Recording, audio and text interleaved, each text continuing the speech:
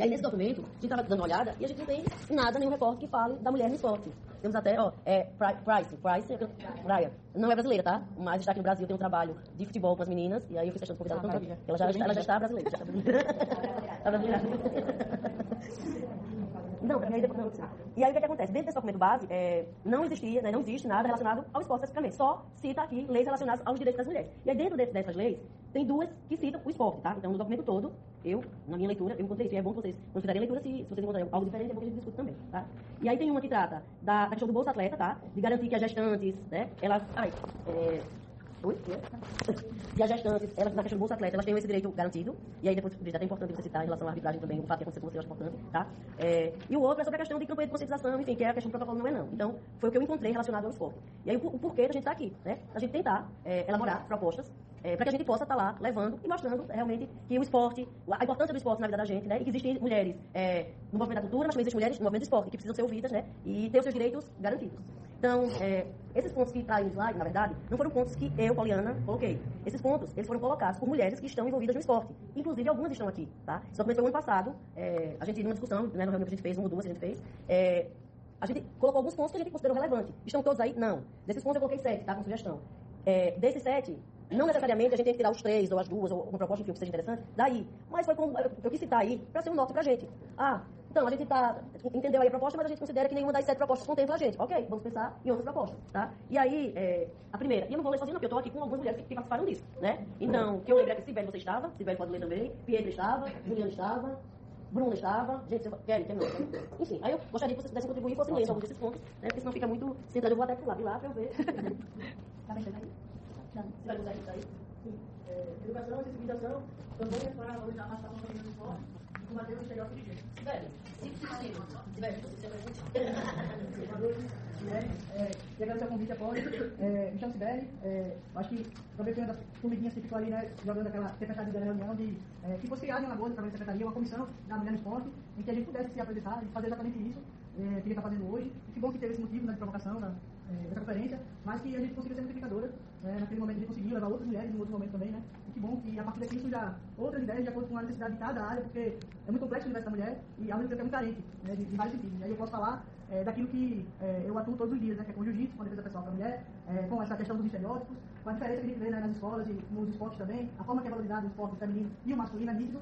A gente está na batalha, eu trabalho num complexo esportivo onde tem 200 crianças matriculadas de futsal e só tem 2 meninas fazendo aula de futsal, pra gente ter noção. Então eu estou agora numa outra batalha, sair das lutas e estou indo pro futsal feminino, para que a gente se monte pelo menos um time de um complexo que tem 2.000 pessoas matriculadas. Então, até para convencer a menina a fazer aquela modalidade, né, que ela não foi ensinada a jogar futebol, é um grande desafio. Então, estou aqui também para aprender, aqui já falei nada. É isso. Rapidinho, gente, vocês podem não andando aqui atrás de quem tá falando, que eu tô gravando, tá?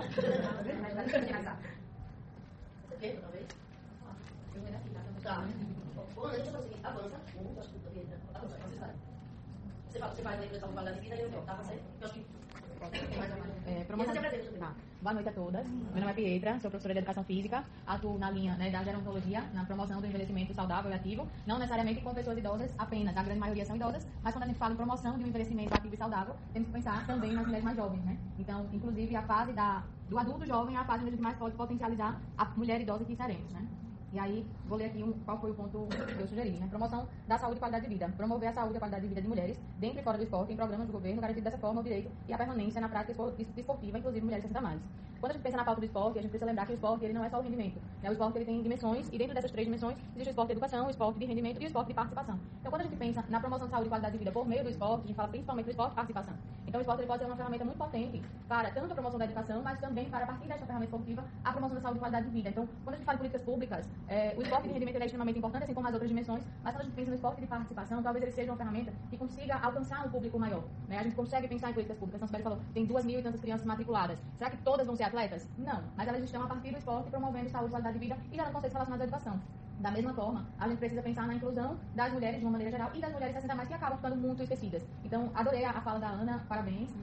Ficaria a noite todinha escutando aqui, né? Mas, e pegando o gancho, assim, a sua fala, nós mulheres, além de ser a maior prevalência em comparação aos homens, né, na pirâmide demográfica, mas também envelhecemos mais e vivemos mais do que os homens. A expectativa de vida da mulher é muito maior, é em torno de 5 anos maior do que a dos homens. Entretanto, as mulheres envelhecem com mais habilidades associadas ao processo de envelhecimento, justamente porque não teve uma cultura de o autocuidado em relação à saúde, não teve uma cultura de fazer uma atividade física, não tem tempo para isso. E quando ela se torna idosa, ela se torna duplamente esquecida, porque já vem de todo um cenário, então quando se torna idosa, além de tudo, ainda não está mais ali tão inserida no âmbito social, a não ser do cuidado dos outros familiares. E aí a gente tem outra questão que é a feminilização do cuidado. Então, geralmente, quem se torna cuidador são as mulheres. E as mulheres idosas se tornam cuidadoras dos maridos, quando tem, ou dos filhos, dos netos, e aí elas têm uma sobrecarga gigantesca de atribuições de cuidado com outras pessoas, mas recebem pouquíssimos incentivos para o cuidado com ela mesma, né? No ano passado, acho que foi ano passado, já que essa imagem foi?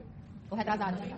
Final de 2023, a gente, em parceria com a Celage, a Celage organizou os Jogos 60 Mais de Alagoas. Atualmente eu sou presidente da Sociedade Brasileira de Geriatria e Gerontologia da Seccional Alagoas. E aí, enquanto o SBGG, a gente apoiou a realização dos Jogos 60 Mais. E para que nós tivéssemos as mulheres inscritas nos Jogos 60 Mais, que teve principalmente a vertente dos jogos de participação, do esporte de participação, a gente precisou primeiro passar por alguns meses de treinamento para motivar essas mulheres a se sentirem seguras o suficiente para se inscrever nos Jogos 60 Mais. Então não foi só criar o evento, a gente criou toda uma situação de acompanhamento e de motivação para que elas aceitarem participar do evento, porque era algo totalmente impensado para elas que existisse essa possibilidade de uma mulher idosa participar de um torneio esportivo, mesmo sendo no âmbito de participação. Então, acho que a gente precisa pensar em todas as vertentes do esporte, né? Já que é uma conferência, e a Ana falou sobre a importância das conferências, e quando a gente fala de saúde e qualidade de vida, existe um exemplo muito prático para todo mundo, que é o SUS. O SUS, ele não surgiu de uma política pública promovida pelo governo. Ele surgiu de opiniões e de sugestões da população em geral em conferências de saúde promovidas da mesma forma que essa conferência. Então, é um ambiente e um momento que traz um poder muito grande de formação de políticas públicas, né? Então, a gente precisa realmente pensar em todas as possibilidades, e que bom que estamos todas aqui reunidas e disponíveis para pensar sobre isso. Acho que vai sair ideias muito interessantes e pertinentes. Obrigada. Gente, eu parece pouco ali. Tem umas coisas que parecem pouco. Se alguém se sentir à vontade, tá bom? Se alguém estiver enxergando melhor. Mas então, Faz 6 meses que eu agora preciso de 1,5 para chegar ali. boa noite, eu me chamo Bruna, eu trabalho com a esgrima, que é um esporte pouco conhecido aqui no Nordeste ainda. Tem até uma atleta aqui com a gente, a Vitória, né, inclusive. Ela é da esgrima, ela participa das competições fora, em São Paulo, quando tem. E é uma coisa muito assim, a gente precisa muito de incentivo. Tanto para trazer, para praticar, né, porque a gente chama, mas tem aquele medo de acontecer alguma coisa, principalmente dos pais. Ah, não, meu filho não pode fazer isso, já vitimiza totalmente a pessoa com deficiência. E, porque a esgrima corta, a esgrima fura, não, galera. A esgrima não fura, a esgrima não corta, tá? É uma espada sem lâmina, sem ponta, então dá pra fazer tudo, né, Vitória? Bem seguro, tem todo o equipamento, toda a segurança, com plataforma pra segurar a cadeira pra não cair, né? Ninguém cai. Só se jogar no chão. A esgrima, cadeira de rodas, a gente tem uma plataforma que fica fixa no chão. Fixa a cadeira de jogo, porque tem uma cadeira específica para jogo, que é cara, inclusive. Fixa essa cadeira, coloca o atleta, faz a transferência, coloca o atleta na cadeira, e ele só pode fazer um movimento do tronco, que é pra frente, trás. Só isso. E vai ter um oponente. Exatamente. Ela tá aqui, eu vou ter que tocar ela pra poder vencer. Isso. Aí a gente tem uma dificuldade, mais de trazer atletas pra gente, né, Vitória? A gente chama, a gente convida, mas fica aquele medo. Mais ainda dos pais, não é nem da criança. A gente faz que a criança fica animada de querer participar, mas o pai já coloca dificuldade. Ah, não tem transporte. Ah, é isso, mora longe, não tem como descer, não tem como levar. A gente tenta fazer várias vivências em vários lugares, leva nas escolas, faz apresentações, chama nos interiores, o Marcelo principalmente, então no interior que ele vai, ele tenta trazer alguém pra gente, a gente leva pra viajar, pede ajuda, principalmente a Celage, a gente pede muita ajuda, porque é caro pra viajar, pra levar principalmente as cadeiras e tudo mais. A gente faz esse trabalho de divulgar na mídia, a gente faz muito isso, mas... Bruna, no grupo que vocês hoje têm, vocês têm mais mulheres ou mais homens? Mais homens, né? Eu acho. Não, agora tem mais mulheres. Vocês conseguem? Tem mais mulheres, a equipe da mulher é maior. É maior, porque a gente junta, tem aqui Maceió e Arapiraca. Aí juntando, tem mais mulheres do que homens. Eu acho que no todo, tem mais mulheres, inclusive, agora, na esgrima. Tem mais mulheres do que homens, participando tem mais mulheres. Isso já é um ponto positivo, porque a esgrima também é considerado um esporte, né, masculino, né? Por ter armas, né? Porque a espada é considerada uma arma, né? Então já é um ponto relevante nesse sentido. E que bom que o trabalho está dando certo, está conseguindo trazer mais mulheres. E quando você fala dessa dificuldade, talvez, do transporte dos pais, é uma dificuldade real, realmente, né? E aí talvez a gente pensar políticas públicas, a gente possa garantir que esses atletas, eles consigam ir para o local de treinamento. Então, isso é um ponto interessante também para a gente colocar. Tem alguns que reclamam muito também. Tem atleta meu que às vezes eu me coloco no lugar de pegar o ônibus, parar o ônibus e o motorista falar, o elevador tá quebrado. Esqueci a chave. Ele pedir ajuda, porque ele consegue fazer a transferência sozinho dele, consegue pedir ajuda e ninguém ajudar. O motorista dizer, não, eu não posso. Não posso descer do ônibus. Mas ele subiu, botou a cadeira e foi até a rodoviária. Se o ônibus seja adaptado, o mínimo que tem que acontecer é que seja viabilizado o acesso, né? Mas ele saiu da casa dele, treinou, voltou. É um dos que não reclama muito assim, não bota tanta dificuldade, mas sabe a dificuldade que é de chegar e entende os outros, né? Tem toda essa logística. E a senhora fazer um gancho? Você teve, acho que vai ter alguma atividade da Esgrima? No shopping, não, convencional.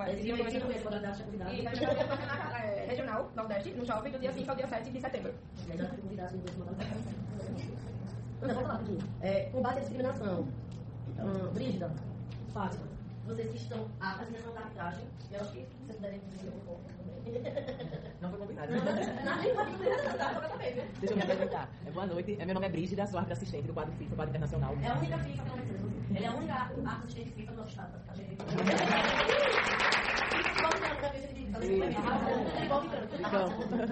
Então, posso falar assim, da pouca experiência, né? A experiência vivida. A gente no futebol é discriminada porque a gente sabe que o futebol é um esporte totalmente masculino. Então a discriminação já vem daí. De querer participar do meio do futebol já é uma discriminação.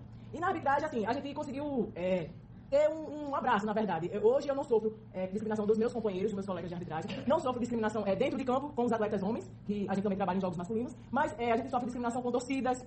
E muitas das vezes são as próprias mulheres que discriminam.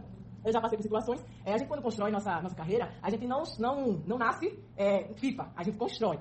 Passei por futebol de base aqui do estado para poder chegar no profissional, para poder trabalhar no jogo do CRB, para poder trabalhar no jogo do CSA. A gente teve uma base, a gente passou por sub-10, sub-13, vários campeonatos amadores para poder chegar no profissional do nosso estado. Para chegar no profissional do Campeonato Brasileiro, a gente também teve que calcular também vários degraus. Como trabalhar numa Copa do Nordeste profissional, trabalhar nos campeonatos brasileiros sub-20, sub-17, e assim a gente conseguiu chegar até o profissional também. E nós, mulheres, para trabalhar nos jogos masculinos, a gente tem que passar em testes masculinos. É uma exigência.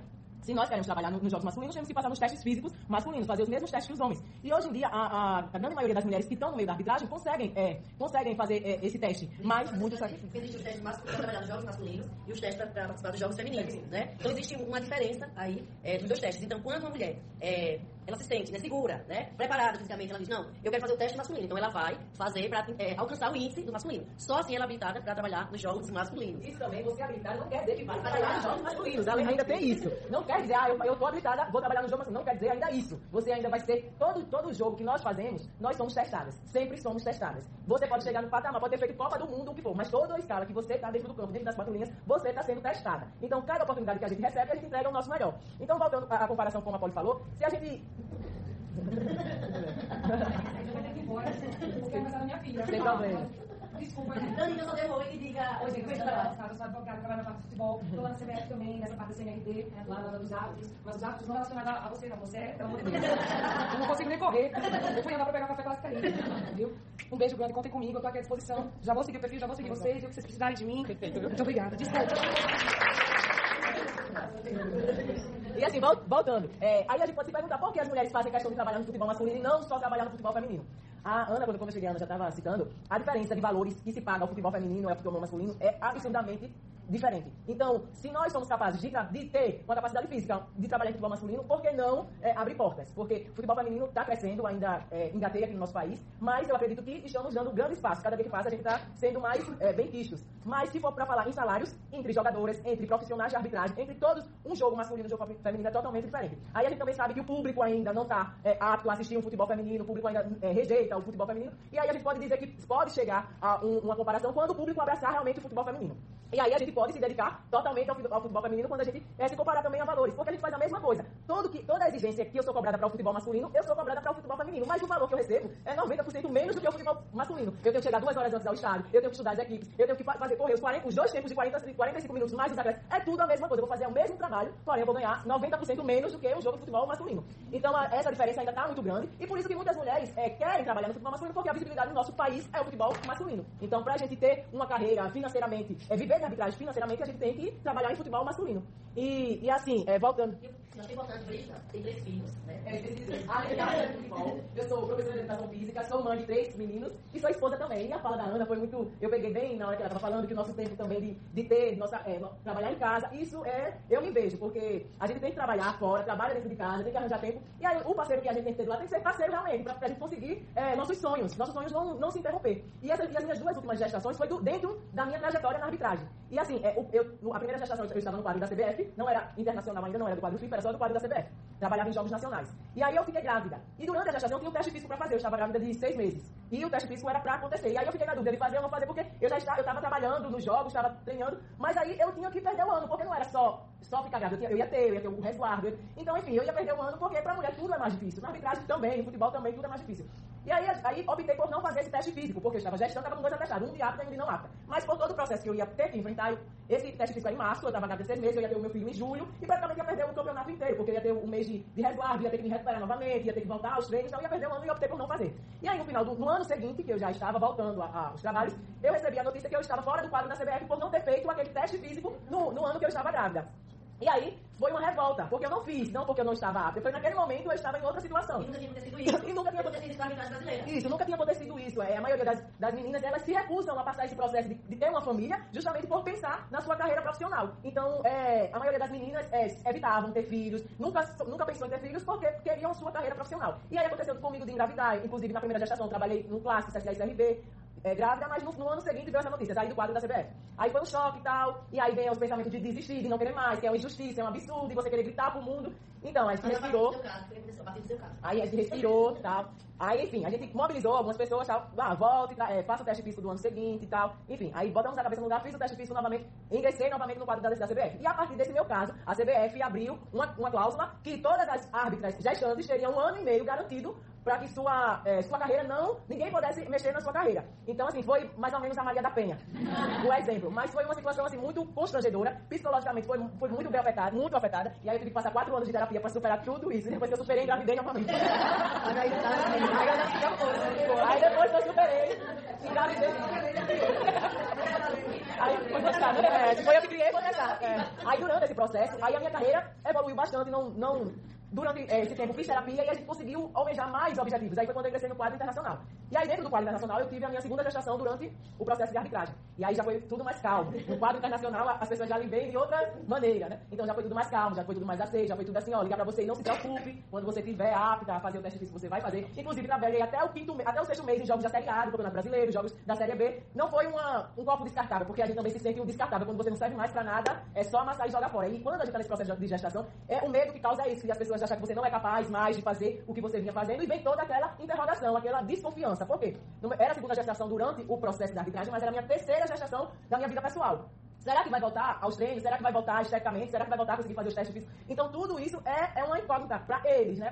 Principalmente para os homens. E aí, graças a Deus, a gente conseguiu voltar. Meu filho nasceu em outubro. Em março, eu já estava fazendo teste físico masculino novamente, trabalhando nos campeonatos. Meu filho nasceu em outubro. Em janeiro, eu estava trabalhando na Copa do Nordeste. Porque eu fiz o teste físico grávida no início do ano, mas eu não sabia. Aí fiz o teste físico grávida, então a gente tem um ano inteiro apta para trabalhar. Só poderia excluir em março do próximo ano, no teste físico seguinte. Então, em janeiro, quando eu já estava com atestado de poder fazer atividade física, eu já trabalhei no Jogos da Copa do Nordeste, que começa em janeiro, então o ano já iniciou com o pé direito. Então, assim, isso abriu portas também para outras árbitras. Outras árbitras quererem criar sua família durante sua carreira profissional. E aí, no Brasil inteiro, a gente já vê várias meninas construindo sua família e não deixando o seu sonho de lado. Mas é doloroso porque sempre a gente se vê como incapaz. Não vai voltar, não vai... E realmente, a gente volta pro final da fila. Como eu disse, não é só passar no teste físico, vai estar escalada. Não. Você tem que mostrar toda a sua capacidade, mostrar que você é apta para ainda sonhar por uma oportunidade. Não quer dizer que você vai ter essa oportunidade. Então, assim, é uma carreira bem dolorosa, mas é muito gratificante. E essa gratificação não tem como a gente descrever nem contar. A gente não sabe o que acontece, essa vontade de estar nas 4 linhas, de estar trabalhando, de estar no meio do futebol, porque é gratificante. E a arbitragem também é uma parte muito gratificante do futebol. A gente fala que é uma droga viciante, porque quando a gente entra, a gente não quer sair mais. E é um dos trabalhos que a gente trabalha mais nos finais de semana. E quem é que gosta de trabalhar no final de semana? Arte de futebol. Arte de futebol, sonha por uma escala no final de semana. Então, assim, é um pouquinho da minha experiência Eu tava aqui, os cabelos, né? Aí, graças a Deus, estamos juntas. As unhas. A gente vai viajar domingo. Aí estamos assim. O cabelo é muita coisa, né? E aí a gente também tem a Fátima aqui, que é também árbitra assistente, mãe também de 2 meninas e passou por todo o processo, teve as filhas e voltou a trabalhar com o futebol profissional. Então, assim, a gente não desistir, na verdade. A gente não desistir. A gente sabe que a mulher, quando está no universo masculino, tem que chegar em caminhos de formiguinhas, mas sabendo que a gente tem a nossa força. A gente sabe que a gente é capaz de fazer qualquer coisa. A gente treina, se um homem treina uma vez no dia, a gente treina 2, 3 vezes no dia. Porque a gente sabe que nossa capacidade fisiologicamente é menor do que a do homem. Então, pra gente superar isso, a gente tem que também fazer esforço a mais. Tem que fazer esforço a mais para mostrar que nós somos capazes de fazer o mesmo trabalho, porque a dedicação é a mesma, ou mais. As provas teóricas, as discussões teóricas, as mulheres é no mesmo nível que os homens. Então, assim, a gente sabe da nossa força e me sinto muito feliz e honrada fazendo parte desse seleto grupo que o esporte está transformando, a Poliana como secretária, está transformando o futebol. Está transformando o esporte daqui no nosso estado. E tá mostrando que, dando ênfase bastante no gênero feminino. A gente vê muitas meninas dentro do futebol se destacando no nosso país, fora do Brasil. E assim, muito. Há quantos anos atrás que a gente nem falava de futebol? Pra ser sincero, quando eu comecei em arbitragem em 2012, a minha turma em 2012, se você não passasse em teste físico masculino, você não se considerava ser árbitra. Porque aqui não tinha futebol feminino. Como é que eu ia trabalhar nos jogos? Se eu não passasse em teste masculino, eu não trabalhava. Porque não tinha futebol feminino aqui no nosso estado. Eram pouquíssimas meninas, não tinha, pra fazer um campeonato feminino, acho que eram 2 equipes, então não tinha futebol. Então a gente, principalmente no Nordeste, que é essa escassez de futebol feminino, então as árbitras do Nordeste, se for botar, 100% passa em teste masculino. Por quê? A escassez de futebol feminino aqui no nosso estado é muito, da nossa região, é muito alta. As meninas de São Paulo têm o futebol feminino, as arenas enchem para assistir os jogos de futebol feminino, e muitas delas não fazem nem questão de trabalhar em futebol masculino, porque elas têm jogos o ano inteiro. Então, assim, essas diferenças, nosso país é muito grande, e tem essas diferenças de regiões, tem essas dificuldades. E essa é mais difícil ainda. E essa diferença também de valores para exercer o mesmo trabalho, a mesma função. Existe a lei existe a cláusula da CBF, diz assim, eu digo isso, eu devia colocar isso. Assim, eu vi que a Vitor falar, assim, não foi combinado, eu nem sabia se ela, eu não confirmo, nem sabia se ela vinha, mas porque eu participei desse processo, porque na época eu estava na comissão, né, de arbitragem, e aí a gente participou de todo esse processo, e manda ofício, volta ofício, né, então a gente participou de todo o processo. Então existe a cláusula da civil. Eu queria fazer só um adendo, né, uma ressalva sobre a questão da arbitragem de futebol. Eu sou azulina e sou e aí, tem uma coisa que me pegou nos últimos jogos que eu vi, né, eu sempre admiro mulher quando tá no campo. A Fátima já foi minha companheira de trabalho, minha chefe já, eu tive o privilégio de trabalhar com Fátima, mas eu sempre via a Fátima trabalhando com a educação escolar e fazendo os testes, correndo. O tempo ela tinha, ela ia estar estrela, ela ia correr, eu não queria aquela teste, e eu não entendia, né? E agora você falando, lembrou aquele momento que a gente trabalhou em Mar Vermelho. Mas eu queria falar assim, que ver vocês ali no campo traz muita representatividade, né? E aí você fala que não basta você fazer o teste igual os homens, né? Tem que comprovar a capacidade. Isso tá a todo momento, né? Eu vivo isso, né? Provando a minha capacidade, além de tudo que eu já conquistei. Mas um fato que teve no jogo que eu vi, foi que eu vi com o filho de uma amiga, e ela, né? Essa minha amiga. E aí uma bandeirinha que estava, não sei quem é, deu uma falta no CSA, mas tinha razão, apesar do seu Azulino, ela fez a marcação certa, né? E aí, chegou na hora do intervalo, todo mundo começou a esculhambar ela daquilo tudo que a gente sabe, que na hora do jogo acontece. Só que o que me deixou mais estarrecida foi que na hora de ir embora do intervalo, as pessoas foram lá, ela sai na saída, e foi lá e, desculpa a palavra aqui, mas eu vou dizer, rapariga, vai isso, vai pra cozinha, vai pra sua ali. E eu com o copo de cerveja comecei a ficar assustado, o filho da minha amiga foi lá. Aí eu, você permite que ele vai falar isso com a árbitra, pô, tá errado, ela marcou certo. Ele, não, mas é assim mesmo, é assim como você tá... Aí comecei a me dignar, parei de beber, fiquei intervalando e tá errado, rapaz, aí comecei, olha, vem cá, senta aqui, olha, você não vem mais pro jogo comigo, tá errado. Olha, quem ensinou a escolher pra árbitra, ela marcou certo, ele, mas é assim, o jogo aqui, a adrenalina, tá errado, aí a militar no estádio. Passou. Segundo tempo, ela faz a marcação correta pro CSA, que de outro time. Começa uma torcida, gostosa. Eu mesmo vou sair daqui outro time. Aí ela foi falando, ela saiu. Na hora de sair, aí ela foi pra mesma boca que ela tava saindo, aí gostosa. Então, a gente começa a exatamente, aí a gente vê essa questão das necessidades da mulher fazer presente, pra gente pensar das atitudes masculinas e falar sobre esse tema que a gente falou, a questão do assédio, né? Que passa despercebido como um pouco de brincadeira, né? Que uma hora ela é uma... O assédio vai também a respeito da linguagem, né? Que eles não sabem, né? Muitas pessoas não sabem, até a gente como mulher a gente não sabe, né? A palavra que se dá aqui é a cultura. É a cultura do futebol, a cultura do futebol é essa, então a palavra que se dá é a cultura. A gente passa por isso mesmo, eu já cheguei a trabalhar em futebol de base, que muitas mulheres xingando, era um estádio em Marechal que não tinha arquibancada, então era só uma tela que separava a torcida do campo. E as mulheres todinhas se juntaram pra passar o jogo e não assistiam o jogo, só passavam o jogo me esculhambando. E as mulheres foram os 90 minutos de jogo esculhambando, e quando acabou o jogo, o técnico da equipe das mulheres que estavam esculhambando, assim, meu Deus, como é que você aguentou o jogo inteiro essa mulher no pé do ouvido esculhambando? Aí tem todo um trabalho também, a gente quando quer galgar alguma coisa na nossa carreira, a gente tem que buscar as nossas excelências nos pilares. E um dos pilares é o nosso pilar mental, que a gente precisa ser trabalhado para lidar com essas situações dentro do campo de jogo.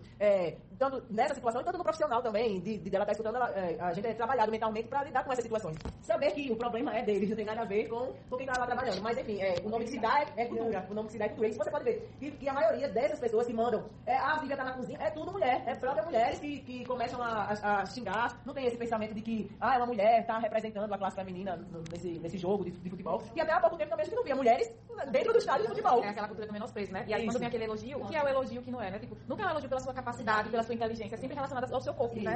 E aí não deixa de ser um machismo, que acaba refletindo e perpetuando. E só contribuir aqui, né? Essa questão das mulheres reproduzirem o machismo, né? As mulheres estão dentro dessa lógica também. E aí é por isso que isso é normal, natural, né? Que as mulheres acabam reproduzindo também e muitas não identificam, né? E aí é importante espaço com isso pra dizer, companheira, se você reproduz isso, você vai acabar sofrendo isso lá na frente. E você vai ser questionada pela sua roupa, pelo seu corpo, enfim, pela sua vida, na questão, que aí já leva pra questão moral. Porque o juiz é juiz, ladrão, não sei o quê, a mulher é puta, rapariga. São questionamentos totalmente diferentes, né? Um pela capacidade, o outro já atribui a questão mais física, né? Do corpo, enfim. A respeito também dos times, né? Porque muitos times, quando eles querem divulgar os materiais deles, esportivos, camisas, etc., eles sempre colocam a mulher lá nua. né? Nada contra, né? Muitas mulheres gostam de um decote e tudo, mas eu acho que tudo parte também dessa questão da imagem, né? De a mulher ser aquele modelo de um centro de desejo para homens. De dizer, não, ela só é até aqui. Ela é um objeto, uma modelo. Ela só para mostrar o corpo, nada de dar sua opinião. Então, particularmente, eu vejo isso muito com essa questão também de falta de orientações com os times, né? É uma visão minha. Meu nome é Mayara, né? Sou mestre de taekwondo. E aí, não sei se vocês viram aquela reportagem que a mulher, não sei se foi falada aqui, levou 60 socos do companheiro. E aí eu vi um vídeo que falava assim, se essa mulher praticasse uma arte marcial, ela poderia sair ou diminuir o dano. E a importância das mulheres estarem dentro do esporte e ter uma competência, não só emocional, mas como física, a ter a competência e o trabalho de exercer uma força diante daquela situação. Então, assim, realmente, nós estamos aqui para fazer com que as mulheres realmente entendam, e isso começa de muito novo. Nós que somos professores, eu tenho muitas meninas que estão começando agora, e elas têm a preocupação, muitas vezes, até com a unha. Professor, eu posso treinar sem cortar minha unha? E aí eu recebi essa pergunta hoje. E aí, se eu, que quero acrescentar mulheres dentro de uma arte marcial, falo, não, corte, só venha se tiver cortado. O que elas vão fazer? Não vão correr. O que eu falei? Não, venha. Quando for pra lutar, você vai ter que dar uma serradinha. E ter todo esse manejo. Então, assim, eu já sofri assédio, desde nova, dos 10 anos até uma fase de 17 anos, por pessoas até de dentro do esporte que eu pratico, e a importância da mulher saber realmente se defender. Então, assim, até a futebol, ela traz a menção da mulher conseguir correr, dela conseguir ter força, dela saber se defender. Então, assim, a importância, né? E aí a gente trabalha com a discriminação que nós sofremos e que estamos lutando por isso e com isso, né? Para concluir também, o que a fala dela de botar, nós somos rotuladas. Nós somos rotuladas. Então, se uma mulher se presta a fazer isso, emprestar o corpo para mostrar a camisa de um clube e tal, mas com outros, com duplo sentido, nós somos rotuladas. Então, a mulher se prestou para aquilo, quer dizer que todas as mulheres que vão para o meio do futebol querem a mesma coisa, mostrar o corpo. E no início, quando eu entrei na arbitragem, também tinha muito isso. Hoje em dia, não mais. Entre os nossos companheiros existe todo o respeito, mas quando a gente ia discutir qualquer lance, eles não nos disputavam, porque era como a gente não interesse. Ia lá para o grupo de jogo, fazia a mesma coisa que eles, mas quando ia discutir um lance, a gente não sabia falar, não sabia expressar o que estava acontecendo no lance e falar tecnicamente como eles. Então, eles não escutavam. Então, chega um momento que tinha que gritar para eles entenderem que nós tínhamos voz também e que falamos a língua deles também, porque nós somos profissionais igual a eles. Logo no início, há 12 anos atrás, tinha essas dificuldades. Porque muitas meninas também que passaram, acho que tinham essa dificuldade de se expressar. E era rotulada também de, tipo, querer estar no meio do futebol para mostrar as pernas, para estar correndo lá nas patrulhinhas para estar mostrando o corpo e tal. E isso, a mentalidade foi totalmente desconstruída. Hoje, nossos companheiros de arbitragem, eles nos veem como profissionais e confiam no nosso trabalho como se fosse um homem também trabalhando. Isso foi trabalho nosso trabalho para construir isso. Senão, o pensamento deles era que a gente estava ali só para ser um fantochezinho correndo para cima e para baixo. Então, a gente também teve que construir isso. Pelo menos eu passei por isso aqui. Não sei falar de experiências de outros estados, mas aqui passei por isso, tinha que ditar, e a terapia me ajudou muito para eles entenderem que nós estávamos aqui também como técnicas de arbitragem e tínhamos condições totais de discutir qualquer lance e falar tecnicamente igual a eles. E hoje totalmente foi desconstruído. Hoje o respeito é 100%, tanto fora de campo, tecnicamente, teoricamente, quanto na prática, como dentro das quatro linhas lá, a gente trabalhando.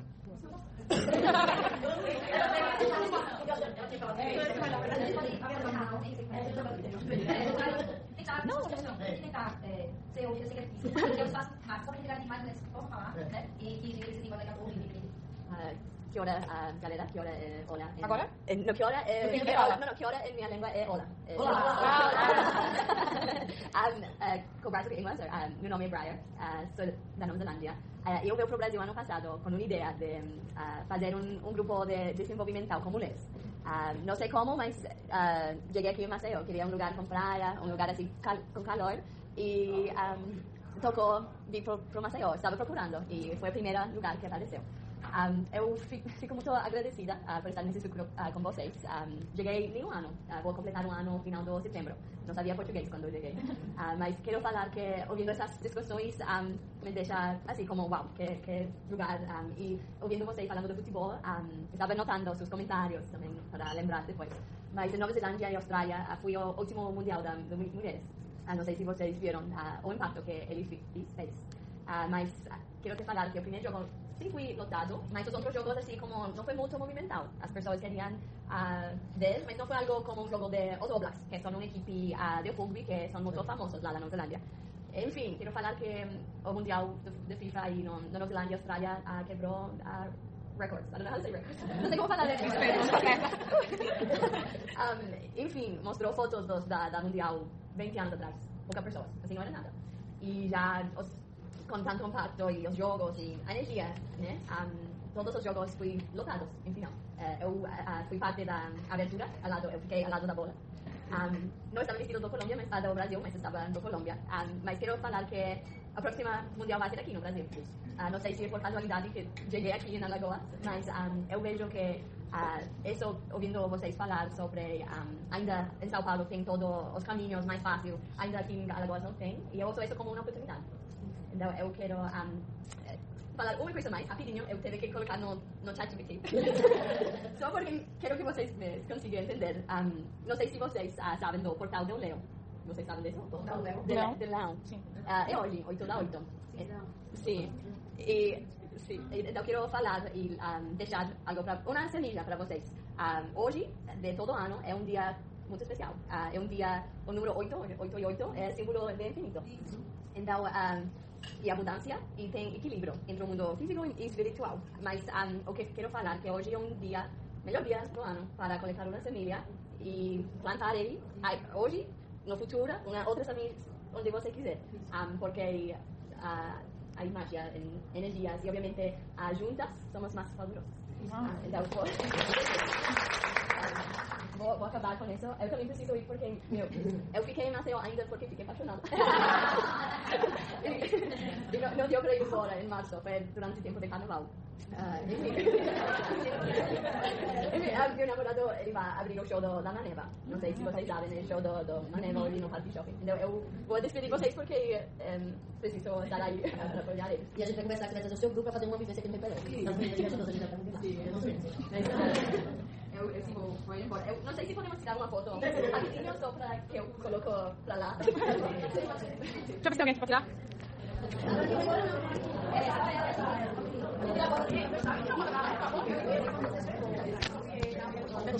Deixa eu ver, não vou falar, não? Não, mas vamos lá. Vamos lá? Pode?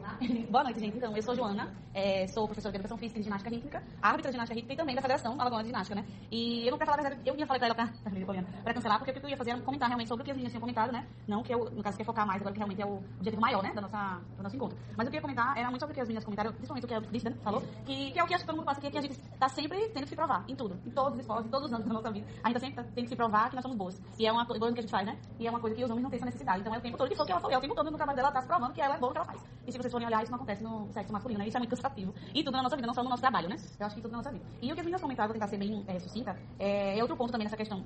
Não é nem da comprovação, mas isso que as colegas citou sobre a imagem, né? Que eu acho que não é só no esporte, tem mais que a gente mostra, que é uma coisa que eu acho que a gente luta não só no esporte, mas na vida da gente, que a gente pode usar o que a gente quiser, né? A gente pode vestir como a gente quiser. Isso não tá insinuando, quer dizer nada. Que é nesse ponto específico que a colega citou ali, que foi às vezes em propagandas, né? Em fotos, de divulgação do esporte, que às vezes as mulheres, na maioria das vezes, realmente as mulheres estão com roupas curtas, ou estão com algum tipo de decote. E que acontece também nos homens, né? Eles estão principalmente no futebol, né? Pulso short pra foto, tá aquela coxa enorme, ou levanta a blusa e mostra o tanquinho, e a visão que as pessoas têm para o que eles estão fazendo é uma, e para o que as mulheres fazem com roupa curta é outra. Então, no meu ponto, isso é muito uma opinião pessoal minha mesmo, é muito mais do que as pessoas pensam do que o que a gente está mostrando. Então, nesse ponto aí, obviamente, a gente só reforça, né? Acaba reforçando o que as pessoas pensam, mas o problema aí é muito mais do que eles estão pensando em relação àquela foto do que a gente está mostrando. Então, eu acho que realmente a gente reforça, né? Dá abertura para que eles comentem, mas aí o problema não. O galera não é isso, né? Deles. Acaba que eles só favorecem. E que entra nesse ponto do cansativo, poxa. Por que a gente está favorecendo eles? Eles pensam de outra forma, né? E isso também que a colega que citou agora falou sobre esse caso em específico, né? Daquela tragédia. O fato de que a gente, todos nós, ou qualquer mulher, né, tivesse uma possibilidade de se defender, seria um plus, né? Seria uma coisa a mais que a gente poderia ter para aquela situação. Mas que a gente não precisaria. A gente não precisa disso. A gente não precisaria saber se defender. Aí eu falo nós mulheres, né? Obviamente, no mundo que a gente vive, todo mundo seria bom, todos nós mulheres, saber se defender em situações de violência, né? Mas que nessa situação específica, que é um que inventou matéria, né? Que é o tentativa de feminicídio, né? A gente precisaria saber se defender. Ele que teria que não bater na gente. Então, é um plus, né? Que eu acho que, poxa, muito bom se a gente pudesse, né? Porque eu acho que naquela situação ela nem conseguiria, né? Porque foi na cabeça dela. Então, eu acho que é como se ele realmente tivesse querendo ter coisas a mais em todas as situações. Além de estar se provando no trabalho, se provando na vida, a gente tem que pensar o que as pessoas vão pensar das nossas ações. Enfim, é um processo bem cansativo, né? Eu acho que vocês sentem isso também, porque eu sinto esse processo bem cansativo. E agora, em relação ao meu esporte, só pra encerrar, eu tenho um privilégio, entre aspas, né? Que o meu esporte, ele é quase 100% feminino, né? Que é o ginástica rítmica, né? Então, onde tem homem ali é só na arbitragem, tipo assim, 10% da arbitragem do Brasil é homem, o resto é todo mundo de mulher, né? Então, a gente vive num globo, né? A gente vive num círculo ali fechado, né? E assim, eu tava refletindo, todo mundo comentando aqui, eu refletindo por que esse círculo fechado. Eu fiquei pensando, será que é um privilégio mesmo? Ou será que qual porquê que os homens ainda não se inseriram na ginástica rítmica? Porque se fosse um esporte que não fosse dito feminino, que não tivesse uma feminilidade, que não tivesse um balé inserido, né? Que não tivesse essa dança, que é uma coisa que os homens, né? Se não tivesse isso, será que os homens não tinham se inserido na ginástica rítmica? Com certeza. Então, é um esporte feminino, é bom e não bom, porque se olhar por trás assim, vendo todo mundo comentar por quê, né? Que não, pois. Então, e antes já tínhamos deixado que estão inseridos, não como eu não penso como uma forma negativa, né? Mas eu tava refletindo aqui pela conversa, por que não tem homem, né? Infelizmente não é. É por isso. Então, mas é isso, era só realmente comentar pra falar.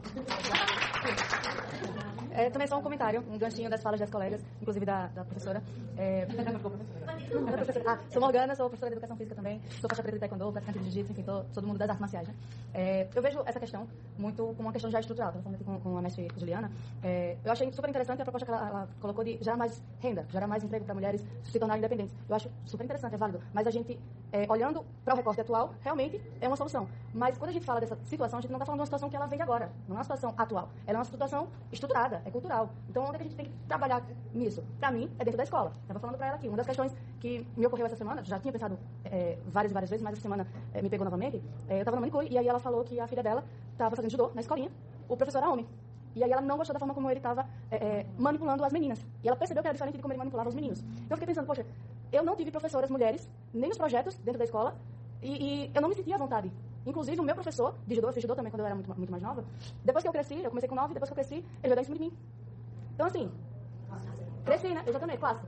E isso é uma coisa que se repete, a gente vê em muitos e muitos dojos, em muitos lugares, em muitos esportes, em todo lugar. Então eu fiquei pensando, poxa, por que a gente não abre espaço para mulheres estarem no esporte? Não só na aula de educação física, a gente vê muita professora nas aulas de educação física. Até veja, tive também na minha época. Mas no esporte em si, né? Porque quando você fala do esporte mesmo, das modalidades, você tem o professor e o aluno ali numa relação muito mais estreita, né? Muito mais próxima. Então, para mim, essa é uma das soluções, né? Que eu até sugeriria agora. E falando de outra questão também, que a doutora Pedra, né? Ela disse uma fala que também me deu outro start, que também já tinha pensado outras vezes. Ela fez assim, para que as 60 mais participassem, houve um preparo antes, porque elas não tinham confiança. O que a gente mais vê em todos os esportes é essa falta de confiança da mulher, essa falta de autoestima. Aí vou pegar o gancho também da mestre Maiara. Ela falou, se essa moça ela tivesse aí um conhecimento de artes marciais, eu digo mais. Eu vi 2 relatos dela, dessa mulher que apanhou, e o de uma ex desse rapaz. A ex falou que eles eram muito novos, né? Ela ficou encantada, ele muito bonito, não sei o quê. E aí ela estava realmente apaixonada, mas teve um momento que ela percebeu que não era ele. Porque eles dão sinais, eles mostram, a gente sabe disso. Eu acho que a maioria aqui já passou por um relacionamento, pelo menos, ou presenciou uma amiga, né? Enfim, eles dão sinais, a gente percebe. Só que a gente está tão acostumada, está tão envolvida, ou a gente quer tanto aquela validação, né? Pronto, pegar outra fala ali não, esqueci o nome dela. Kelly, que ela falou justamente da objetificação. Quando a gente fala de objetificação, eu não consigo enxergar. Quando a gente fala de objetificação, é justamente a mulher buscando aquela validação. Quando a mulher reproduz no jogo de futebol, vai lavar uma louça, é porque o marido dela provavelmente é daquela forma. E ela está ali do lado dele buscando a validação dele. Ela reproduz justamente por isso, porque ela não tem autoestima. E aí, pra mim, outra solução é justamente essa, também estava falando aqui pra mestre. Eu passei por um relacionamento muito conturbado, em que eu tive que fazer durante 1 ano e meio terapia, tanto com psicóloga como psicoterapeuta. As duas foram de projetos, uma da Universidade Federal, né, da UFAL, que foi a psicóloga, ela estava em formação excelente, maravilhosa. E a outra, eu esqueci o nome, me perdoem, mas é uma ONG que era lá no Santos Dumont, e a ONG, ela ofertava diversos ramos, né, assim, para mulheres, serviços disso. E aí um deles era com psicoterapeuta, eu me inscrevi e consegui, né, e aí eu fiquei 1 ano e meio em terapia com essa profissional, e pra mim foi o start pra tudo. Então, assim, a minha autoestima estava lá no poço, no fundo do poço, como eu nunca achei que fosse chegar, porque na minha cabeça eu sempre fui do esporte, sempre estive, né, ali trabalhando minha autoestima, minha imagem, não sei o quê, mas chegou. E aí, pra mim, pra eu me recuperar, eu precisei daquilo ali, daquela força. Então, pra mim, é outra política que poderia ser muito incentivada, é justamente esse trabalho com as mulheres e de diferentes idades. Eu era muito nova também quando eu fiz, mas pra recuperar a autoestima. Pra mim é exatamente isso. Não adianta só eu dar um trabalho pra ela se eu não digo pra ela, eu não faço ela acreditar que ela é suficiente, que ela não precisa de um homem do lado dela. E principalmente um homem que maltrata ela, que tenta matar ela, que tá abusando da filha. O que eu mais vejo hoje em dia, e eu acho que todos aqui que tem uma rede social, você abre a rede social, tem uma notícia de uma mulher que aceitou o marido abusar da filha, do filho. Ela sabendo, qual a mãe, qual a mulher, que isso, pra mim, não tá em sã consciência, aceita uma coisa dessa. Né? Então, assim, precisa ser feito um trabalho justamente aí. Então, pra mim é isso. Boa noite, sou Juliana, sou também educadora física e eu estou tentando já há alguns anos ser treinadora, né, de futebol. Sou aí da área de influência brígida, acompanho, né, o trabalho dela, já fui atleta e como ela falou no início, ela nem conseguia trabalhar com futebol feminino porque não tinha, realmente não tinha. Como a gente jogar? Existiu uma equipe maravilhosa que é a Maísa, por favor, jogou comigo, que era uma equipe do SESMAC, antes da UDA, mas a dificuldade hoje que a gente tem em trabalhar com o futebol feminino, ela continua imensa. Eu falo porque eu vivo isso desde há 40 anos, eu jogo futebol há 40, desde 7 anos eu jogo futebol. Então, quando eu entrei na UFAL, para cursar educação física, eu já comecei a entrar nos projetos e não existia mulher envolvida com o futebol na UFAL. Todo ano eu me inscrevia no projeto Esporte na UFAL para ser monitora de futebol. Eu nunca passava. A cada 6 meses tinha esse processo e eu não passava. Até que chegou um momento que eu fui lá, era diretora do curso, a Leonéia, professor, o que é que está acontecendo? Por que eu não consigo passar no processo de esporte na UFAL? Eu não sei. Aqui, meu currículo é esse aqui, eu tenho boas notas e eu não consigo passar. Enfim, passei toda a minha graduação na UFAL. Depois que eu conversei com ela, eu consegui sair lá, meu nome saiu na lista, mas não saí bolsista, tinha uma bolsa. Saí como voluntária. E aí, eu querendo trabalhar com futebol feminino, eu fui trabalhar como voluntária. Trabalhei, foram 3 anos, dando aulas para os funcionários e para alunas da UFAL, de todos os cursos da UFAL. O projeto existe até hoje. E aí entrou a Academia de Futebol, né? E aí, baseado nisso, o Leonel também conseguiu me encaixar nesse projeto da Academia de Futebol. E eu fui a primeira mulher a entrar, a ser convidada para ser treinadora de futebol de uma equipe muito renomada aqui no estado, Pode conhece, que é a UDA. Trabalhei lá por 3 anos. Só que é muito difícil falar sobre isso, porque hoje a Brígida jogou esse gatilho, né, de falar sobre a diferença do salário, né, de quando ela trabalha no masculino para o feminino. 90%, gente. É muito grande. Imagine vocês, eu nem esse 90% eu recebia. Eu continuei sendo voluntária, porque não acreditavam, eu puro machismo. Não me remuneravam. Nem a bolsa da UFAL, né? Então, depois que eu comecei a falar novamente com a diretora, a explicar para ela, eu estou trabalhando muito, eu estudo, eu tenho minha filha, e aí eu entrou no Campeonato Brasileiro, e aí eu tinha que viajar, tinha que ter alguém para ficar com a minha filha, e aí ela conseguiu liberar a bolsa, uma bolsa, mas isso 2 anos depois. Né? Então, todo esse trabalho eu fiz lá, de forma gratuita, e sempre com aquele preconceito por trás, com aquilo camuflado, né? Aquele apoio, sendo que não é apoio. Mas ela é a mulher que está lá, é a única mulher. Então, quando eu comecei a perceber que eu estava sendo usada, né? E aí eu comecei a estudar mais, consegui, eu queria até relatar isso. É muito difícil ter uma licença da CBF, é muito caro. Como é que eu conseguiria provar que eu queria ser uma treinadora sem a licença? Para os homens é muito fácil, basta ele rachar a vida inteira, quando ele fica adulto, ele pode ser um professor de escolinha. Mas pra gente não. Mesmo eu conseguindo, com muito sacrifício, essa licença, quando eu tive a licença que eu voltei e queria ser contratada, eles contrataram um estagiário. O menino que era meu estagiário, ele nem era formado, eu me formei. Sou a única mulher do estado com a licença, não tem outra mulher com a licença B da CBF. E até hoje eu não consigo emprego. Como professora de futebol, como treinadora. Em clubes. Né? Recebi outra proposta para ser o quê? Voluntário. Para pagar não. O menino estava lá, tá até hoje. Recebe. Hoje está trabalhando. Mas na minha época, ele era meu auxiliar, ele recebia e eu não recebia. Então, foi muito difícil. Não fiz nenhuma terapia ainda. Acho que até o meu jeito de falar estava muito fazendo. A terapeuta, uma terapia para mim. Mas, enfim. A gente vai ajudar você na terapia. Então, é uma história triste, mas hoje eu continuo trabalhando, ainda quero ser treinadora, a minha licença ainda está válida. Penso, sim, em partir para licenciar, mas é um custo muito elevado. Então, a CBF... eu olhei ontem, 13 mil reais. A licença A. A C, 5 mil. A B, que eu tenho, foi 10 mil reais. E a CBF tem um projeto Mulheres no Jogo, que dá 50% de desconto. Mas aí eu pergunto, de onde vem os outros 5 mil se a gente não consegue ser remunerado para trabalhar com futebol? Como é que a gente consegue? Eu acho que a CBF já deveria dar um apoio bem mais significativo do que esse de 50%, e que além dos 50%, que a gente tivesse onde estagiar, e esse estágio realmente a gente conseguisse exercer a nossa profissão, porque eu até consegui estagiar. E, me perdoem em prolongar um pouco mais, é também o estágio mais difícil que tem, porque tem que ser com futebol masculino, porque com feminino eu não podia, porque eu estava com vínculo com a UDA, né? Ainda. Então eu fui estagiar em um clube, um grande clube aqui de Maceió, e eu fui barrada de entrar no vestiário. Porque os meninos eram sub-17, estavam nus. E eu só tinha homem na comissão, não tinha mulher. Então eu não pude entrar no vestiário para ouvir a preleção, fazer as minhas anotações no estádio. Foram 3 meses de todo jogo, eu ficava do lado de fora assim comigo. E o interessante é que na UDA não existe mulher na comissão técnica. Mas as meninas têm que trocar de roupa dentro do vestiário, porque é cheio de homem lá dentro. Os homens não ficam fora para ninguém trocar de roupa. Não é só. Sai, os homens ficam lá, sagista, preparador físico. Mas eu tava na cabeça. Inclusive, a Juliana chegou, essa minha técnica, eu joguei em 2021 pelo UDA, o brasileiro campeonato brasileiro de Série B, eu joguei pelo UDA. Tive a oportunidade de ter ela como técnica, inclusive dentro do grupo feminino, existia esse preconceito em relação a Juliana estando conosco. As próprias meninas. E eu, às vezes, era um pouco rechaçada, porque a gente conversava muito. Eu tenho uma vivência muito grande do futebol, né? Eu era uma das remanescentes da época que a gente não tinha nada, que a gente só tinha o campeonato do SESI.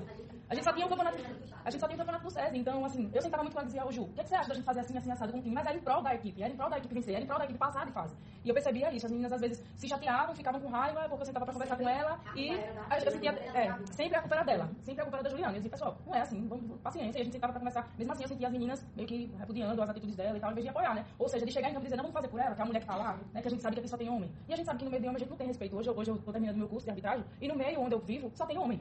E eu já cheguei aí a apitar um jogo, tá com aquele short e saia, e o cara dizia, oxe, essa saia tira o visual da mulher. E eu, não entendi. Por que tira o visual da mulher? Porque eu tô de short saia? Nada a ver. E assim, a gente consegue escutar essas coisas e dizer, não, eu só botar a mulher pra vir apitar aqui, não sei o quê. Então, ou desde sempre eu ouço a mesma história dentro do futebol. Só pra finalizar, eu não existe mesmo ainda esse treinador, eu quero ainda seguir. Sou hoje professora, estou hoje, como passei agora no processo seletivo da prefeitura que teve para dar aulas para crianças, no contraturno, e foram quase 900 homens inscritos para 5 vagas de professor de futebol. E eu não ia me inscrever nesse processo, eu ia me inscrever para ser professora de educação física, e aí do nada eu fiquei rolando um mouse dela para cá, então eu fiz um IDT e acabei escolhendo professora de futebol. E por mais incrível que pareça, eu fui selecionada, né, fui chamada para entrevista, levei meu currículo, né, com a licença da CBF. Nenhum dos 900 homens que se inscreveram tinha a licença. Né, eu acho que se contou. Eu acho que se contou bastante, né, para o fato de eu ser contratada, e hoje eu estou trabalhando lá. Temos 900 crianças lá no projeto. E não sou professora de futebol feminino, sou professora de futebol, sou treinadora de futebol. E lá, por mais incrível que pareça também, os meninos, quando eu chego, também eles descobrem que sou eu a professora. É você. Quando eu pego na bola, que eu faço alguma embaixada, alguma coisa, eles, né? Mas assim, ela sabe jogar.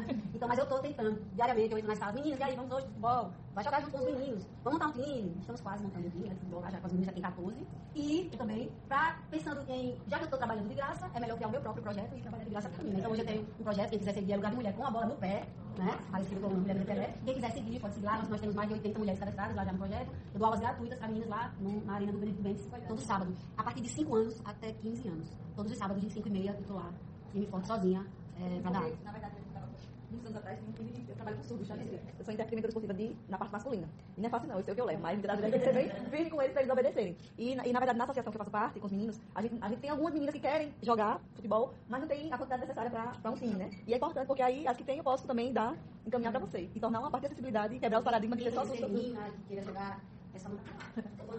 Eu não ia falar sobre, mas assim, eu tenho comentário. A gente vai ter uma Copa Neymar da Nordeste, tá? Sem nem ser aqui. Vou parar aqui, viu? Voltar aqui para as propostas. Eu queria só comentar isso aqui, que é o ponto 3, que é políticas públicas, né? Políticas de igualdade do esporte, como Bolsa Atleta, auxílio de transporte e hospedagem para competições que entram, inclusive, não, acho que não consigo. Ele não está conseguindo prometer, não está voltando lá. Mas aí, eu quis pontuar essa pelo seguinte, a gente estava pensando, Bolsa Atleta Nacional, alguém aqui, eu tenho um atleta de Bolsa Atleta Nacional, não? Tá. Bolsa Atleta Nacional, não existe nenhum recorte de gênero, tá? Não existe. E aí, a partir disso, né, dessa discussão que a gente estava conversando, eu comecei a refletir sobre o estadual. Porque como é que acontece? O estadual seriam 20 bolsas e o valor X. E aí, a gente está nessa luta de ampliação, a gente tem um orçamento em relação ao Estado, né? Mas a gente precisa que seja votado. Que é sair de 20 bolsas para 140 bolsas, incluindo bolsa técnica. E foi quando eu fui resgatar isso, porque ainda não foi votado, eu fui resgatar isso, porque quando eu pensei no nacional, eu falei, tá, e o estadual? Se eu quero criticar o nacional e o estadual, eu fiz algum recorte, né? E aí fui resgatar esse documento, e a gente também não fez. Então, a partir disso, até pra gente, e eu tô falando isso porque eu ainda não tive essa conversa com o superintendente, enfim, ninguém. Isso foi hoje que eu estava refletindo, a gente conversando, a gente estava refletindo, e aí a gente vai entregar, já que não foi votado ainda, está na Assembleia, vou fazer aí um movimento de fazer uma mudança nisso, para que a gente coloque ali um recorte de gênero mesmo, né? Tentando ali que a mulher tenha, não queria usar o termo cota, né? A gente estava falando que quer usar o termo cota, mas que a gente possa ter ali, um dos critérios, enfim, na divisão das bolsas que a gente tem ali, algo específico para a mulher.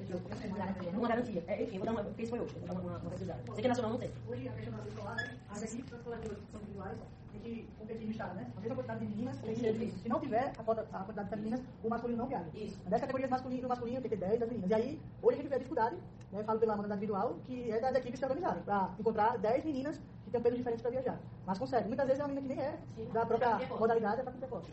Aí pode pensar algo nesse sentido aí. Eu faço na FAS, assim, eu trabalho com deficiência, não é de alto impedimento. Eu sou Jamil, eu trabalho na FAS, sou profissional de educação física. E no final do ano teremos um evento nacional, né, a nível nacional, que são as Olimpíadas Especiais da Paz. E na discussão do regulamento geral para o evento, né, que vai acontecer agora no final do ano, foi gerada essa discussão. E aí, quando fizemos o levantamento dos estados, tivemos essa dificuldade, né, em fazer o movimento de realmente fortalecer a mulher dentro, a mulher com deficiência dentro do esporte. Então, vamos fazer como se fosse um projeto piloto, né, dessa vez de engajar, de incentivar, de sensibilizar, né, essa participação, né. O evento ele é promovido a partir do adolescente, a partir dos 12 anos, né, sem data máxima, sem idade máxima, na verdade, e fazer esse projeto piloto acontecer para que nos próximos tenha essa exigência de que realmente exija essa equidade, né, de participação, que é muito difícil o trabalho com a mulher, com a criança, com o adolescente, né, imagina a pessoa com deficiência, né. Eu também passei por uma situação pessoal, minha aí, de questão de saúde. Eu tive câncer, eu sempre pratiquei esporte, minha mãe nunca praticou esporte, mas sempre incentivou muito que eu participasse, e sempre me engajou muito a participar de tudo que tivesse na escola, na rua, em todo lugar. E aí depois que eu saí da escola, continuei procurando esporte no bairro, né, pra poder participar, fui aluna da UFAL também, então eu gosto muito de futsal, gosto demais, e quando eu tive, né, no processo de saúde, eu fiquei muito restrita a como participar, e agora? Aí, faça isso, faça aquilo, mas eu quero fazer um esporte, porque eu sempre fiz esporte. Não, mas você não pode mais. Então, eu fiquei muito frustrada com isso. Aí eu tive uma residência, e aí foi pior ainda, e aí foi por conta de um professor da educação física da UFAL, que ele disse, não, você pode sim. E eu tive que brigar com 4 médicos, né, pra mostrar pra eles que eu estava apta a participar de qualquer coisa, dentro das minhas limitações. Então, quando se fala de políticas públicas, que eu vi que a doutora Pietra, né, comentou sobre 60 mais, mas muitas mulheres que estão engajadas do esporte até uma determinada idade, quando a gente vai pra nossa vida, né, de adulta, a gente não tem isso na sociedade, esse engajamento, né? É sempre faça uma aula disso, faça uma coisinha assim, e nós que praticamos esporte, mulheres de esporte, né? Então, a mulher que praticou handebol na sua adolescência, seu basquete, seu vôlei, elas querem isso, como dar continuidade a isso dentro das suas condições, da sua rotina, e quando a gente vai pra procurar, não tem, né? Tem outros tipos de atividade que faz a gente estar em movimento. Mas aí aquela história de vida sua, eu senti muito isso, então eu acabei de me afastar das quadras, também pela minha condição de saúde, né? Porque eu tenho muitas restrições, e eu me inquieto com isso, né, com essas políticas públicas também, que restringem até a oferta para nós mulheres, né? Engajadas somente, não, você tá nessa idade, não faz só isso. Não, gente, não quero só isso, eu quero isso, é direito meu, porque toda vida eu fiz, porque agora tem que ter essa pausa, né? Porque não é ofertado. Então, a gente tem as praças, tem campos com isso, mas a gente não vê as meninas lá, não tá ofertando com as mulheres, né, engajando, né, para que a gente tivesse poder de espaço, ser sujeito ativo daquele, né, daquele estado de vida, da continuidade. Na sua fala, tá? Você usou a palavra-chave, câncer. Eu e a Drica, eu sou Magda Lira, Drica Bastos, nós fazemos parte de uma associação de mulheres sobreviventes de câncer de mama que remam. Então, a gente pratica canoagem. A gente pratica canoagem. Como? Detalhe, não eram atletas, tá? Competidoras. Somos competidoras. Mas assim, o que nos levou para a canoagem, tá? Foi justamente isso, a questão de saúde.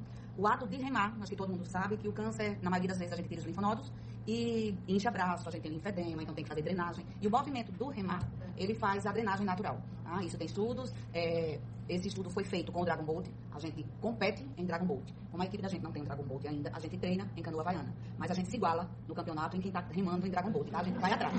Agora a gente foi para Paulo Afonso, só para vocês terem ideia, nós não ganhamos, perdemos por 1 segundo. Nosso barco estava só com 14 remadoras, os outros 2 estavam com 18 e com 20. Mas a gente perdeu por 1 segundo. E assim, eu acho que para mim foi a remada, a melhor remada da vida da gente. Em termos de técnica, em termos de sincronia. E esse esporte traz pra gente sobrevivente não só essa parte de ajudar na parte física, mas inclui, tá? Mostra para nós mulheres sobreviventes que existe vida após o câncer. Poliana já sabe dessa fala da gente, porque de vez em quando a gente vem aqui conversar com alguém sobre isso. E por isso que a gente fez questão hoje, Poliana, de estar aqui. Né? A gente tem uma parceria e mostrar para vocês a importância que é um esporte para aquelas pessoas que são que têm alguma deficiência. Eu tenho um irmão que é deficiente físico. Então, eu acho que eu amo esporte, né? Desde vaquejada até já participei de muita coisa. Mas hoje eu vejo o esporte com outros olhos. Tá? Eu vejo o esporte como inclusão, como resgate, porque a gente tem hoje uma remadora que está praticamente na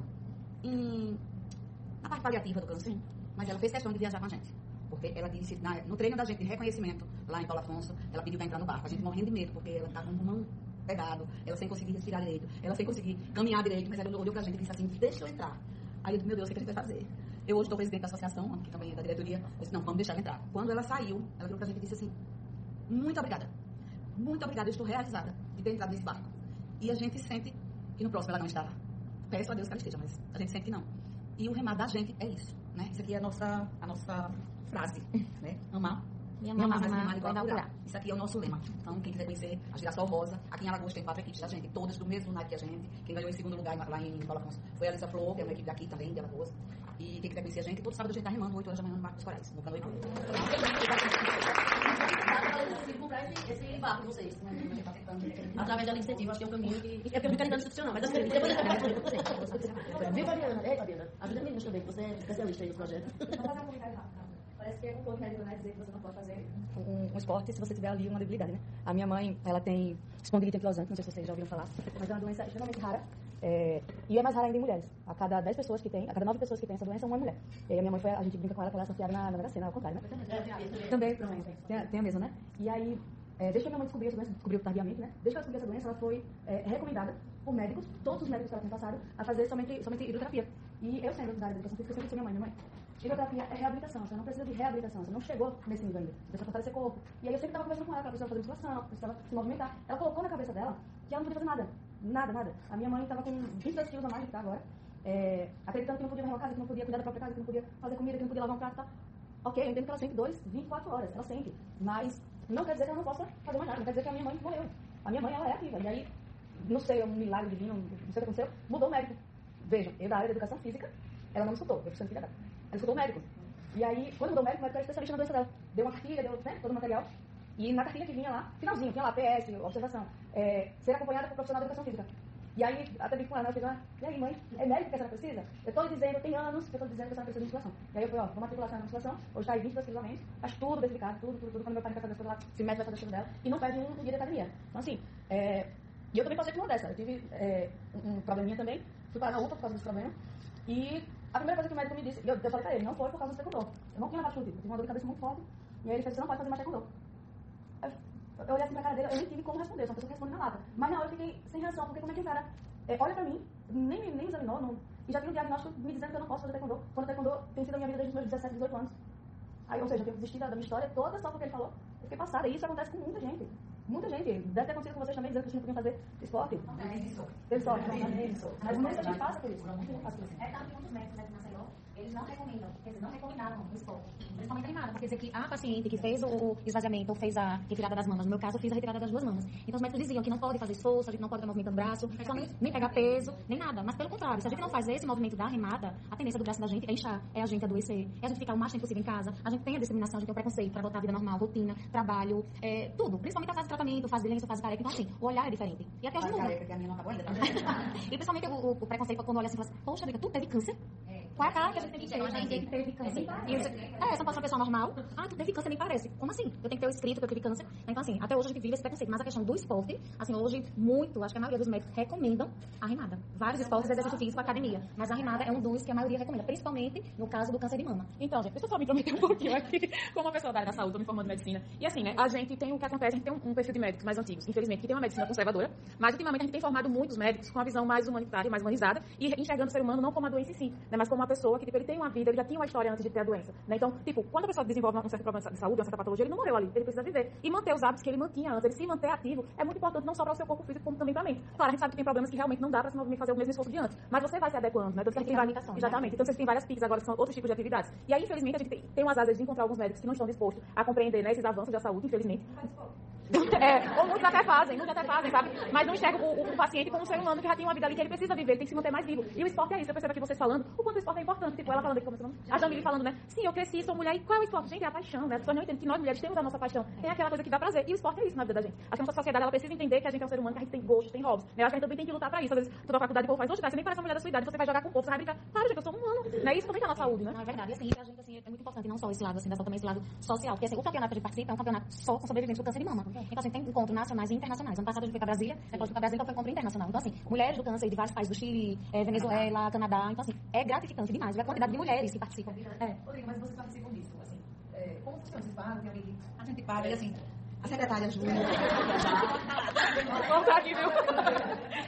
O trabalho é todo delas, é tudo delas. Porque assim, eu me chamo Fátima, né? Sou profissional de educação física também, sou árbitra, mãe, esposa, assim, de tudo pouco. Eu fico, assim, a gente fica pensando, por exemplo, vocês, né, que tiveram câncer, que sobreviveram e tudo, ok, estão aqui pra contar a história, mas essas histórias estão aqui, né? Então, assim, se não sair daqui, a gente também não consegue atingir outras pessoas. Então, assim, primeiro eu fiquei aqui, eu falei, precisa anotar algumas coisas, porque como... Por exemplo, minha história. Eu tenho minha história, vou contar hoje, não passar meia hora, parece que é o mesmo segmento da Brisa, mas tem um outro, vamos dizer, Paulo foi árbitra. Temos aqui, Paulinho também foi árbitra. Então, assim, cada todo mundo tem a sua história. Né? Então, assim, eu fico pensando que como a gente vai ter, como a gente conseguiria, né, fazer com que as pessoas escutassem minha história, escutassem a história de fora, escutassem a sua história, entendeu? Então, assim, é um movimento muito importante, a gente tá aqui junto, é massa. A gente precisa pensar e fechar uma ideia para isso continuar acontecendo. Por exemplo, sei lá, um encontro de mulheres do esporte, de todo segmento. Que aí eu entro como árbitra, você entra com a sua animação, Sibeli entra com o jiu-jitsu, aí entra Paulinho que tá na gestão, que é exato, mas está hoje na gestão, onde Paulo também já esteve. Aí começa, aí temos Maiara, e temos um monte de gente aqui. E aí, eu fico pensando assim, a gente precisa fechar algo e esse dia de hoje, esse dia 8 do 8, que a menina falou aqui, que esse dia do 8 do 8 fique mensalmente, ou eu não sei dizer assim, como a gente, se vocês tiverem alguma ideia voltada a isso, porque... Já tem até o Brasileiro na Linha, que ele tá com um projeto de fazer podcast com vários segmentos do esporte, adulto, infantil, ele vai amar e vai ter pauta aqui pro ano inteiro. Eu vejo a Cris, ela deu uma pescada aqui, que ela falou sobre escola, dentro da escola, né, aí tem deficiência, que também, Santa Lima está com crianças, né, também, adolescentes e tal. Aí temos os 60 mais, que tem essa parte de sobreviventes, a gente poderia usar assim, de doenças, né, em contexto geral, pode ser um câncer, uma doença autoimune, mas que impossibilita de fazer alguma coisa, mas que não é uma deficiência física, digamos, enfim. E temos as mulheres, que eu até anotei aqui, porque eu falei assim, mas o que é que me preocupa também, eu tenho a minha história, né, mas hoje eu estou árbitra, numa luta do campo, vocês não querem saber. É mais ou menos ali como a Sibeli acompanhar, meio de encontro, é uma hora de almoço, não, eu vou treinar, porque eu escolhi ser atleta, e não tem outra hora que a minha mamando, a outra não sei o que, isso passou, deixar a menina, teve uma vez, depois que meu Deus, que loucura minha, eu fiz uma chamada de WhatsApp, deixei no telefone, minha mãe estava dormindo, tava as duas meninas, eu fiz uma chamada de WhatsApp, fui correr no silêncio. Se elas acordarem, eu volto correndo pra casa. Porque veja a loucura de como a gente tem que lutar pra ser o que a gente quer, pra não desistir do nosso sonho. Mas foi isso. As duas pequenas, eu vou correr, só tem essa hora. E não ficava, não dá pra ficar assim na frente de casa, precisa correr, que a atividade de correndo, o teste é exatamente. Eu precisava correr. Então a gente vive buscando esse espaço e não tem, né? Ela falou com a situação dela, a gente se revolta sentada. A gente precisa fazer que essas coisas cheguem no ouvido e que tenha verba, porque a gente precisa de dinheiro. Né? Não a secretária tá aqui não. E eu fico pensando assim, beleza, eu tenho 38 anos, sou atleta, ainda estou dentro do esporte, e amanhã?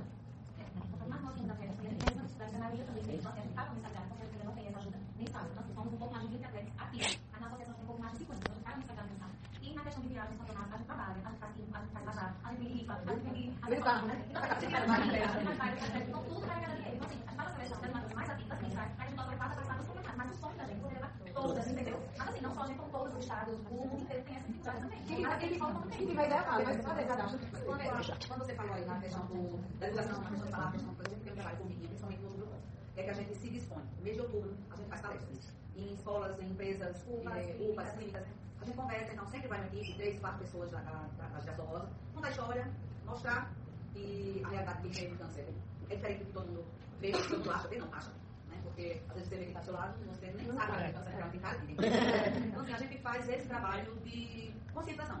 Até usando o outubro rosa como conscientização mesmo, você se tocar, a necessidade de você receber o seu corpo, você sentir, você saber a diferença. Porque muitas de nós passou pelo processo de câncer e descobriu em estado avançado quando poderia ter descoberto lá atrás se tivesse se tocado.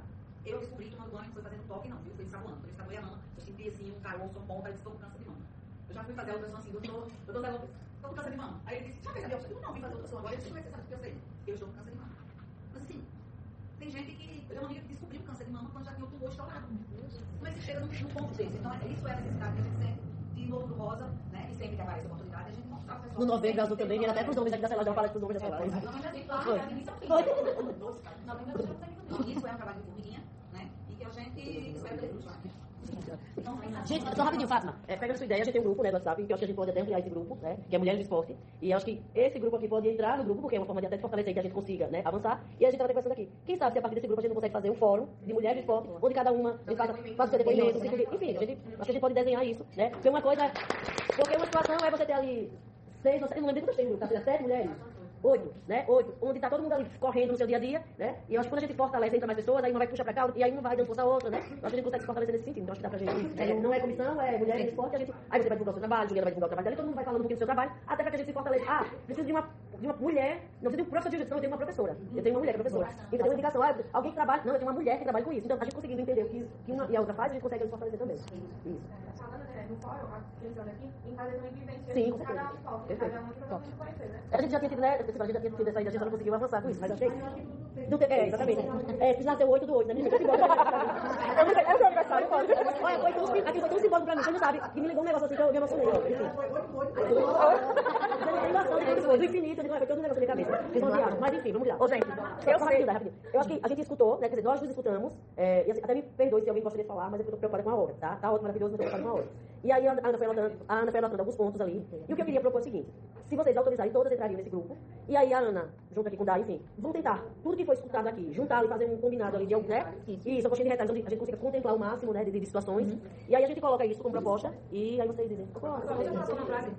Então, para mim, fala sobre um mundo ideal, né? Um mundo inteligível, um mundo das ideias, e tudo é perfeito. E a gente entra se posicionando porque nós não vivemos num mundo perfeito. A gente vive num mundo que as pessoas precisam de terapia emocional, precisa de médicos capacitados, né? Precisa de pessoas que sabem se defender, precisa de uma competência física e emocional. então nós vivemos num mundo real. E a gente chega para dizer às pessoas isso, que nós vivemos num mundo ideal e precisamos nos posicionar como mulheres. Então, parabéns, né, para todos nós, né? Somos capazes de se é possível, né?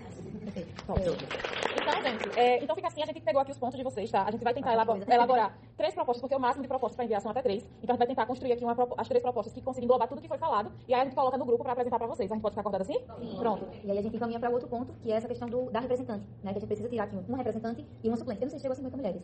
Não, né? Foi? Pronto, então vai ser uma mulher e uma suplente. Pra gente poder levar essa representação lá pra Brasília. E aí, assim, deixar muito à vontade pra quem quiser se colocar. A gente faz um processo aqui de escolha entre nós mesmo. Enfim, vocês, né? Eu me coloco como suplente. Eu me coloco como suplente. Não, mas eu vou explicar por quê, assim, de verdade. Eu até poderia me colocar, né? Mas assim, eu já ocupo um cargo, tá? Que me possibilita até ir como uma representante. Eu acho que a gente tem que ampliar, a gente tem que fazer com que outras mulheres participem. Exatamente. Entendeu? Então, por isso que eu não me coloco. Se o quê? Pode ser, vocês podem ser também. Sibeli, levanta, Sibeli. Sibeli, faz assim. Se coloca assim, vai, se coloca. Faz assim. Tá tímida.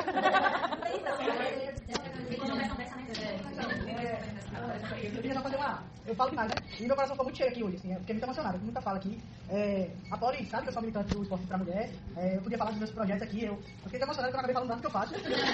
Mas foi muito mais prazeroso aprender ouvindo cada um de vocês. Isso começou como um diálogo mesmo de proposta ali, e a gente pensar que isso precisa virar um projeto político. A gente não pode sair desse lugar, porque isso aqui a gente desabafou sobre questões de vida, né? E a nossa pauta de vida, ela precisa virar política de direito. Porque a gente sabe que não acontece, né? E cada um falou aqui muito mais das suas dores e das suas superações do que uma proposta política apenas. Mas a gente pensar que isso é política também, e quando a gente chegar lá garantir esse direito, eu vou ficar muito feliz de dizer que, como minha mãe um dia disse, lá, quando eu era adolescente, eu fui pra manifestação de alguma coisa. E isso virar um projeto no futuro, a gente pensar, pô, tu foi responsável em reunir essas mulheres tão inteligentes aqui, pra gente construir esse projeto político do esporte que nunca existiu.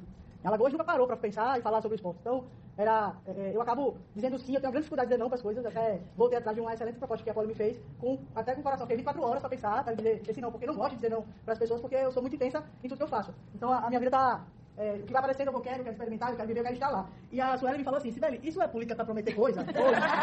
Como é isso? Aí eu disse, eu prometo que não é. Não é política partidária, não é política partidária. Né? Ela vai ter promessa, porque eu não quero promessa não. A gente fica no carro, não. E eu tenho certeza que ela vai sair muito melhor que entrou aqui, e não houve promessa. Né? Mas é também política, porque a gente está acostumada a falar da política ruim, daquela corrupta, daquela que rouba, daquela cansada, aquela política que cansa a gente, né? Mas aqui talvez seja o início de um grande passo da política do esporte, e são mulheres que vão fazer ela. Porque no esporte em si, em Alagoas, há essa precariedade de a gente se reunir e falar sobre esporte. Né? Então, fazendo isso com mulheres, eu queria muito poder estar nesse lugar, falando que eu sou apaixonada, representando todas vocês. Eu não sei se minha agenda consegue, de verdade, eu colocaria numa exposição, mas deixa eu ver, a questão da minha... do tempo mesmo, não, mas é porque é sério, é de verdade. Dá pra programar. Não, porque eu tô voltando, acho que do Jovem Juventude, no final de, acho que eu volto dia 27 de setembro, eu acho, e já pego um campeonato de jiu-jitsu. Aí eu não sei se eu tenho esse tempo de ficar lá. Mas eu prometo, eu juro, já assumo um compromisso com vocês. Se eu tivesse tempo, eu dou essa resposta de vocês. Dando uma ressalvazinha, um exemplo como é importante esses encontros nacionais, né? Eu fiquei como conselheira da juventude do Conjunto daqui de Alagoas há alguns longos anos. E aí eu participei de algumas conferências nacionais lá em Brasília, né?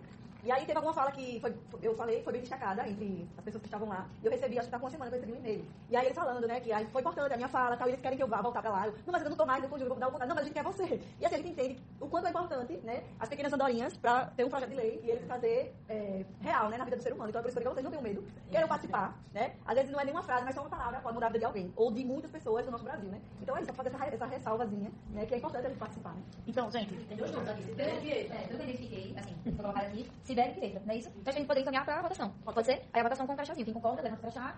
E quem não concorda, Não, calma. A sua delegada ou a delegada delegada suplente? Então, para eu gravar aqui, vocês falem bem alto que concordam, tá? Vocês concordam com Sibeli delegada e Pietra suplente? Sim! Então, aprovada.